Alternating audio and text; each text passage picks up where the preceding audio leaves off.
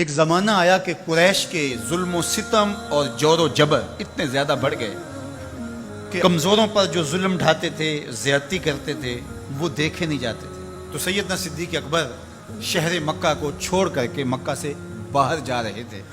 راستے میں ابن دغنہ ملا، یہ قریش کا سردار تھا، اور اس نے کہا کہ آپ کدھر جا رہے ہیں؟ تو آپ نے فرمایا کہ اس شہر میں اب رہنا نہیں ہے جہاں جور و جبر کا رواج ہو، جہاں ظلم و تعدی پھیلتا ہی چلا جائے، جہاں شر کو کوئی روکنے والا ہی نہ ہو، تو میں تو اس شہر میں نہیں رہنا چاہتا۔ تو ابن دغنہ نے آپ کو روک لیا، اس نے کہا میں آپ کو نہیں جانے دوں گا۔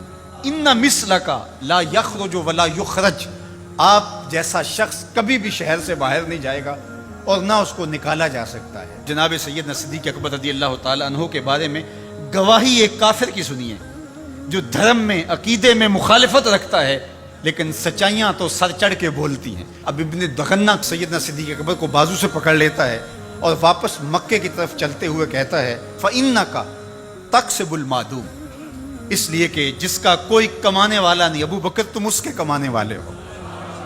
تم اگر تاجر ہو تو تمہارا مال تجارت جب بکتا ہے تو غریبوں کے چولہے جلتے ہیں، تو تم اگر چلے گئے تو غریبوں کے چولہے بجھ جائیں گے، شہر میں اندھیرا ہو جائے گا، لوگ فاقوں سے مر جائیں گے، تمہیں نہیں جانے دیں گے۔ دوسری بات وَتَصِلُ الرَّحِمَ، تم صلہ رحمی کرتے ہو، تمہارے رویوں کا جمال اور تمہارا طرز معاشرت اتنا خوبصورت ہے کہ لوگ رشتہ داروں کے ساتھ رویہ کیسے کرنا ہے تیری چوکھٹ پہ آ کے سیکھتے ہیں۔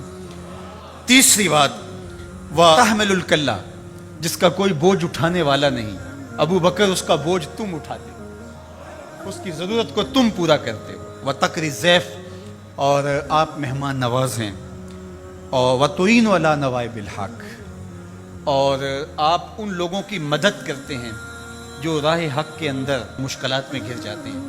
اب وہ 5 باتیں جو ام المومنین نے حضور علیہ السلام کے بارے میں کہیں، وہی 5 باتیں ابن دغنہ نے حضرت صدیق اکبر کے بارے میں کہیں۔ تو اب یہ سمجھنے میں کوئی دیر نہیں لگتی کہ حضور نے اپنے غلاموں پہ اپنی سیرت کا رنگ چڑھا دیا تھا، اور ایسا پختہ رنگ تھا، ایسا پکا رنگ تھا جس کو کافر بھی دیکھ رہا ہے۔ وہ رنگ دور سے ہی دکھائی دیتا تھا کہ ابو بکر پہ بھی محمدی رنگ ہے، عمر پہ بھی محمدی رنگ ہے۔ اب آئیے ایک حدیث اور رکھتا ہوں، اور وہ ابو داود میں ہے، ترمذی میں ہے، اور سیدہ عائشہ رضی اللہ تعالی عنہا فرماتی ہیں، کہتی ہیں ما رأیت احدا کان اشبہ سمتن و ہدین و دلن و کلامن برسول اللہ صلی اللہ علیہ وسلم من فاطمہ، کہا کہ میں نے سیرت میں، صورت میں، عادات میں، طرز زندگی میں، انداز معاشرت میں حضور کے مشابہ فاطمہ سے بڑھ کر کسی کو نہیں دیکھا ہے۔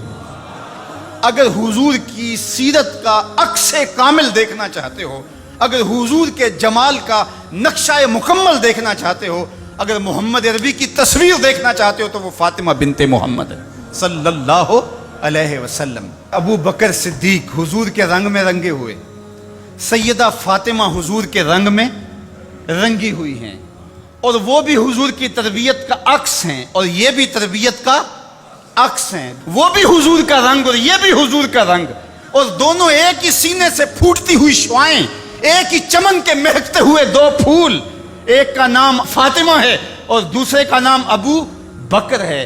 اور اگر کوئی انگلی اٹھاتا ہے سیدنا ابو بکر پہ تو وہ حضور کی تربیت میں نقص نکالتا ہے، اور اگر سیدہ فاطمہ تو زہرا پہ کوئی بات کرتا ہے تو وہ بھی سوچے بات کہاں تک جا رہی ہے۔ اس امت کو الجھا دیا گیا، اہل بیت اور صحابہ کو الگ الگ خانوں میں بانٹ کر کے اس انداز کے ساتھ پیش کیا گیا کہ جس طرح اہل بیت کے ماننے والے اور ہوتے ہیں اور اصحاب رسول کے ماننے والے اور ہوتے ہیں۔ ہماری محبتوں کا مرکز ذات رسالت مآب صلی اللہ علیہ وسلم ہے۔